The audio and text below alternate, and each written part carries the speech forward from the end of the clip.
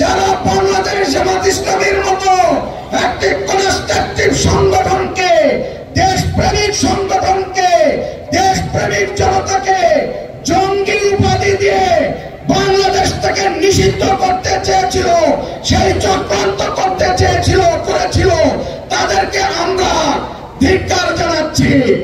এই দেশের মানুষ তাদেরকে 5 তারিখে জীবনের তরে নিষিদ্ধ ঘোষণা করে দিয়েছে। আর বাংলাদেশের বুকে তারা ইনশাআল্লাহ ফিরতে পারবে না।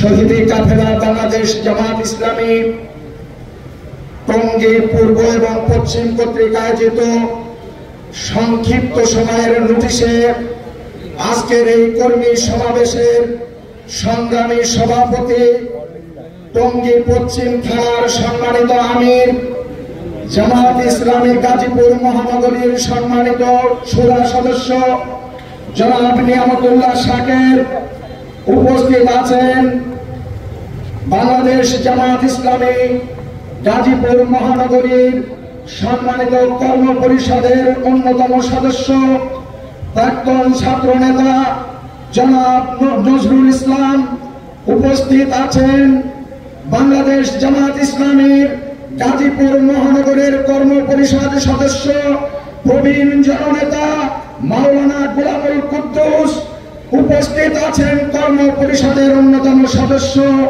জনাব AHM ইরফানুল হক, অন্যান্য থানা নেতৃবৃন্দ, কর্ম পরিষদের সদস্যবৃন্দ, সমবেত কর্মী ভাইরা, সাধারণ জনতা, সংগ্রামী জনতা, আসসালামু আলাইকুম ওয়া রাহমাতুল্লাহি ওয়া বারাকাতুহু।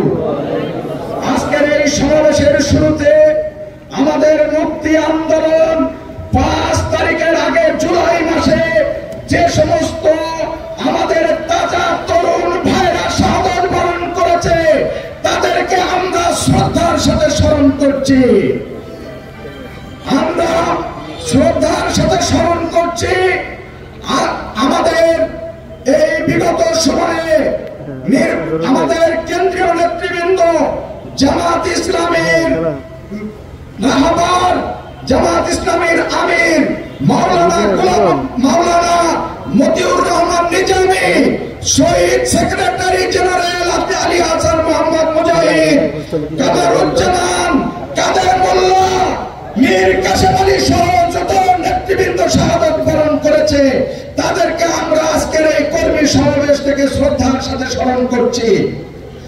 আমরা ধিক্কার জানাচ্ছি বিগত সময়ে যারা বাংলাদেশে ফ্যাসিবাদের রাজত্ব কায়েম করেছিল তাদেরকে, যারা বাংলাদেশ জামাত ইসলামীর মতো একটি কনস্ট্রাকটিভ সংগঠনকে, দেশপ্রেমিক সংগঠনকে, দেশপ্রেমিক জনতাকে জঙ্গি উপাধি দিয়ে বাংলাদেশ থেকে নিষিদ্ধ করতে চেয়েছিল, সেই চক্রান্ত করতে চেয়েছিল, করেছিল, তাদেরকে আমরা ধিক্কার জানাচ্ছি। এই দেশের মানুষ তাদেরকে 5 তারিখে জীবনের তরে নিষিদ্ধ ঘোষণা করে দিয়েছে। আর বাংলাদেশের বুকে তারা ইনশাআল্লাহ ফিরতে পারবে না। সম্মানিত ভাইরা,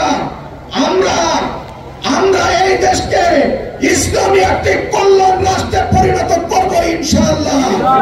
এদেশে আমরা রক্ত দিতে শিখেছি, রক্ত দিব ইনশাআল্লাহ। জীবনের শেষ রক্তবিন্দু আমরা রাজপথে বিলিয়ে দিতে শিখেছি, ইনশাআল্লাহ আমরা রক্ত দেব।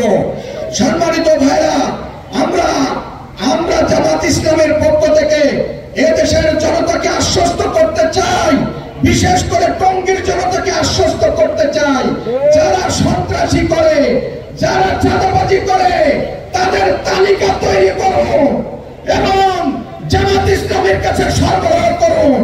ইনশাআল্লাহ তাদের বিচার হবে ইনশাআল্লাহ। আমাদের নেতৃবৃন্দ বলেছেন গাজীপুরে 31 জন ভাই শাহাদাত বরণ করেছে, তাদের শাহাদাতের রক্তের উপরে দাঁড়িয়ে আজকে আমরা এখানে সমাবেশ করছি। তাদের রক্তের মূল্য ইনশাআল্লাহ আমরা পরিশোধ মাধ্যমে।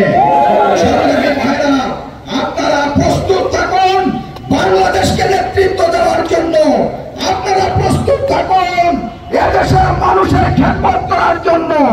আজকে আমরা যে ভূমিতে এই সমাবেশ করছি, এই ভূমিতে ইনশাআল্লাহ ইসলামের মার্কাজ প্রতিষ্ঠিত হবে। এখানে টঙ্গীর মানুষের জন্য সেবার সমস্ত দ্বার উন্মুক্ত করা হবে। এখানে দাতব্য চিকিৎসালয় হবে, এখানে ইসলামী সাংস্কৃতিক পাঠাগার তৈরি হবে, এখান থেকে ইসলামের পতাকা ভাঙা বুকে ইনশাআল্লাহ আমরা উদ্দিন করব। এই জন্য যারা চক্রান্ত ষড়যন্ত্র করছেন, তাদের চক্রান্ত ষড়যন্ত্র বন্ধ করার জন্য আমি বিনয়ের সাথে অনুরোধ করব। যদি চক্রান্ত ষড়যন্ত্র বন্ধ না হয়, তাহলে ইনশাআল্লাহ আপনারা এটার জবাব পাবেন।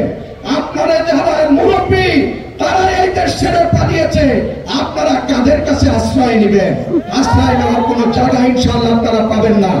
সংগ্রামী ভাইরা, বাংলাদেশ আজ উন্মুক্ত হয়েছে, বাংলাদেশ আজ স্বাধীন হয়েছে, স্বাধীনভাবে কথা বলার মত প্রকাশের স্বাধীনতা আমরা পেয়েছি। বাংলার প্রতিটি ঘরে ঘরে, বিশেষ করে টঙ্গীর প্রতিটি ঘরে ঘরে ইসলামের দাওয়াত আমাদেরকে পৌঁছে দিতে হবে। মানুষকে জামাত ইসলামের পতাকা তলে সমবেত হওয়ার জন্য উদাত্ত আহ্বান জানাতে হবে। আজকে রাস্তাঘাটে, ব্যবসা বাণিজ্যে, টেলিফোনে বিভিন্ন ভাবে আমাদেরকে বলা হচ্ছে যে আমি জামাত ইসলামী করতে চাই। তাদেরকে জামাত ইসলামের পতাকা তলে সমবেত করে বাংলাদেশকে ইসলামী কল্যাণ রাষ্ট্রে পরিণত করার দ্বারকে উন্মুক্ত করতে হবে।